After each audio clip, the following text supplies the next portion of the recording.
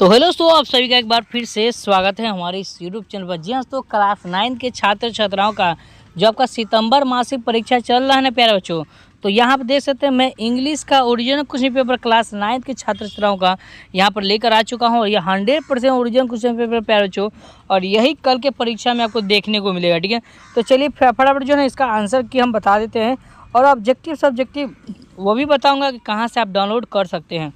तो चलिए प्यारे बच्चों, पहले नंबर प्रश्न की तरफ बढ़ते हैं। पहला प्रश्न है यहाँ पे, who wrote too many people few tree. ठीक है, तो इसका आंसर जो होगा वो एक का राइट आंसर ऑप्शन यानी कि बी होगा, मोती निशा होगा। ठीक है, दोनों प्रश्न यहाँ पे देखिए कहता है human population has always been in. ठीक है, इसका आंसर क्या होगा, तो दो का राइट आंसर ऑप्शन यानी कि डी होगा राइट आंसर। ठीक है, याद रखना। ठीक है, चलिए अगला प्रश्न यहाँ पे, every years in fact the world's population grows by more than. ठीक है, इसका आंसर क्या होगा, तो तीन का राइट आंसर यानी कि 80 मिलियन हो जाएगा। ठीक है, याद रखना 80 मिलियन। ठीक है, चलिए आगे बढ़ते हैं। चार नंबर प्रश्न देख लीजिए, कहता है a country like Nepal has just too so much है। तो इसका आंसर क्या होगा, तो चार का राइट आंसर ऑप्शन यानी कि क्या होगा, एरेबल हो जाएगा। ठीक है, याद रखना ऑप्शन नंबर डी होगा। ठीक है, चलिए आगे बढ़ते हैं। पाँच नंबर, too many people too few trees. देखिए वही क्वेश्चन रिपीट कर दिया है। ठीक है, तो इसका आंसर क्या होगा, तो मैंने अभी आपको बताया था कि पाँच का राइट आंसर जो ना वो एन एस से हो जाएगा। ये क्या होगा, एन एस से। ठीक है, वही क्वेश्चन दिया लेकिन ऑप्शन आपको मैंने अलग अलग दिया है, याद रखना। ठीक है, चलिए आगे बढ़ते हैं। Each and necessaries in from Greek. ठीक है, तो इसका छः का राइट आंसर ऑप्शन यानी कि एवं माइथोलॉजी हो जाएगा। ठीक है, चलिए आगे बढ़ते हैं। सात नौ प्रश्न देख लीजिए, सात नौ प्रश्न देख लीजिए प्यारे बच्चों। सात नौ प्रश्न है necessary Narcissus was tired and thirsty from his. ठीक है, नर्सिसुज है। ठीक है प्यारे बच्चों, तो इसका आंसर क्या होगा, तो नर्सिसुज दिया हुआ ना जो, तो इसका आंसर जो ना वो सात का ऑप्शन क्या होगा, तो डी होगा राइट आंसर। ठीक है, याद रखना। चलिए आगे बढ़ते हैं। अगला प्रश्न आठ नौ प्रश्न देखिए, कहता है गौर से देखिए। आठवां प्रश्न है, who is the writer of Echo and Narcissus. तो इसका आंसर क्या होगा, तो इसका आंसर जो ना ऑप्शन यानी कि आठ का ऑप्शन यानी कि याद रखना क्या होगा प्यारे बच्चों, आठ का ऑप्शन यानी कि ए होगा। ठीक है, याद रखना।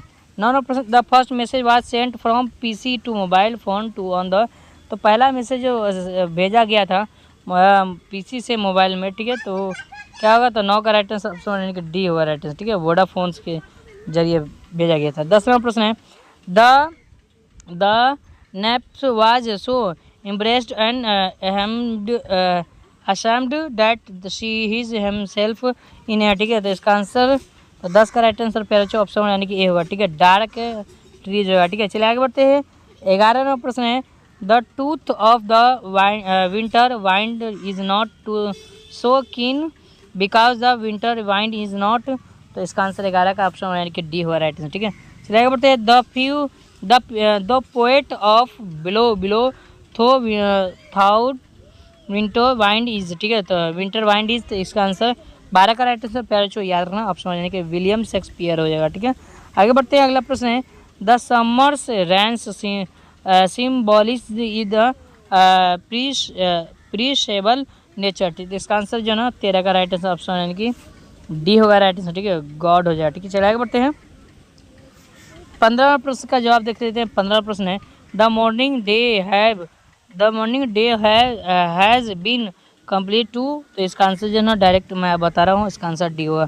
The poet says in the poem तो डेफोर डेज डैट नथिंग इज। तो इसका आंसर 16 का ऑप्शन यानी कि बी होगा राइट आंसर। ठीक है, ऑप्शन नंबर बी स्टैटिक हो जाए। ठीक है, चलिए आगे बढ़ते हैं। 17 छूट गया, कोई बात नहीं है। 18वां प्रश्न है, गौर से देखिए। बट द ऑर्थोडॉक्स हिंदू और उसका प्रिंट्स टू मौलवीज। ठीक है, मौलावीज। ठीक है, तो इसका आंसर क्या होगा, तो 18 का राइट आंसर ऑप्शन डी होगा राइट आंसर। कबीर प्रेस्ड। ठीक है, तो प्रेस्ड क्या होगा, तो 18 का हो गया। 19 का राइट आंसर ऑप्शन डी। ठीक है, 20वां प्रश्न है, who wrote the story of essay are not here.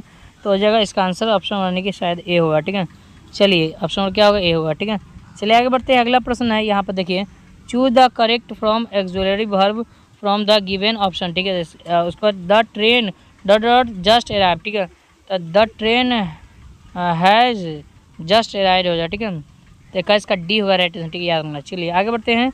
22वां प्रश्न देखिए, कहता है choose the correct from auxiliary verb from the given option. ठीक है, my friends dot has my friends dot been asking for the party photographies. इसका answer 22 का option यानी कि सी होगा राइट आंसर। ठीक है, हो जाएगा। चलिए आगे बढ़ते हैं, अगला प्रश्न देख लीजिए प्यारे बच्चों। अगला प्रश्न है filling the blanks with the most appropriate preposition. यहाँ पर प्रीपोजिशन भरना है और क्वेश्चन आपके पास है Yashwant has been unwell dot Sunday.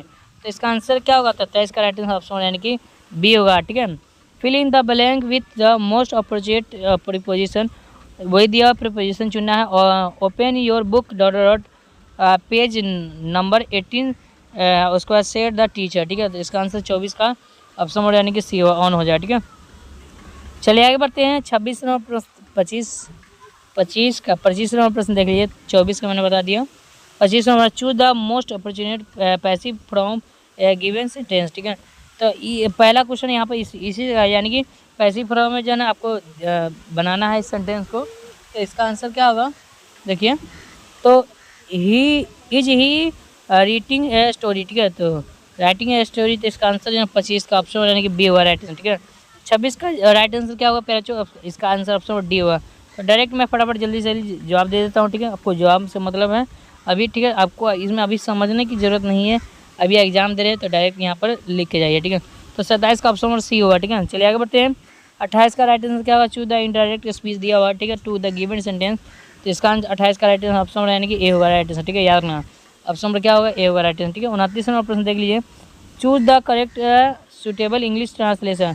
पहाड़ियों पर बादल थे, तो पहाड़ियों पर जो बादल थे तो इसका आंसर होगा there were cloud in the halls. ठीक है, याद रखना हॉल्स।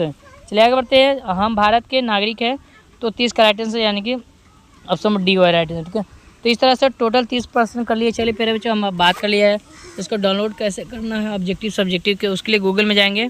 प्यारे बच्चों, सबसे पहले गूगल में जाएंगे, जो इस चैनल का नाम है, सर्च कीजिएगा पॉइंट ऑफ स्टडी STM। ठीक है, गौर से देखिए, point of study STM search कीजिएगा गूगल में। ठीक है, और यहाँ पर देखिए वेबसाइट मिलेगा pointofstudySTM.com लिखा रहेगा। ये अपना ऑफिशियल वेबसाइट है इस चैनल का। ठीक है, इस पर आपको क्लिक करना है, नीचे बढ़ेंगे और यहाँ पर देखिए प्यारे बच्चों, नीचे जैसे बढ़ेंगे ना तो आपको है ना 9th का सेक्शन मिलेगा, क्लास 9 का ऑल सब्जेक्ट पेपर के बारे में लिखा हुआ, इस पर आपको क्लिक करना है। जैसे इस पर क्लिक करेंगे तो नीचे बढ़ेंगे और यहाँ पर देखिए और गौर से नीचे देखेंगे। ठीक है, तो यहाँ पर देखिए आपको इंग्लिश का मिलेगा। ठीक है, इंग्लिश के सामने लिखा हुआ क्लिक है। ठीक है, इस पर आपको क्लिक करना है। ठीक है, तो जैसे इस पर क्लिक करेंगे तो नीचे बढ़ेंगे और इस तरह का इंटरफेस देखने को मिलेगा। ठीक है, थोड़ा देर में यहाँ पर ऑब्जेक्टिव का अपडेट कर दिया जाएगा। जब आप वीडियो देख रहे होंगे तो उससे अपडेट हो गया होगा। ठीक है, नीचे बढ़ेंगे और यहाँ लिखा रहेगा। ठीक है, गौर से देखिए, यहाँ पर लिखा रहेगा सब्जेक्टिव का, यहाँ पर क्लिक कर डाउनलोड लिखा रहेगा, इस पर क्लिक कीजिएगा तो यहाँ से आकर डाउनलोड कर लीजिए। ठीक है, तो यदि आपको वीडियो पसंद है वीडियो को लाइक करिएगा, चैनल पर नए तो चैनल को सब्सक्राइब कर लीजिएगा। फिर मिलते हैं नेक्स्ट वीडियो, तो उसको बहुत बहुत धन्यवाद।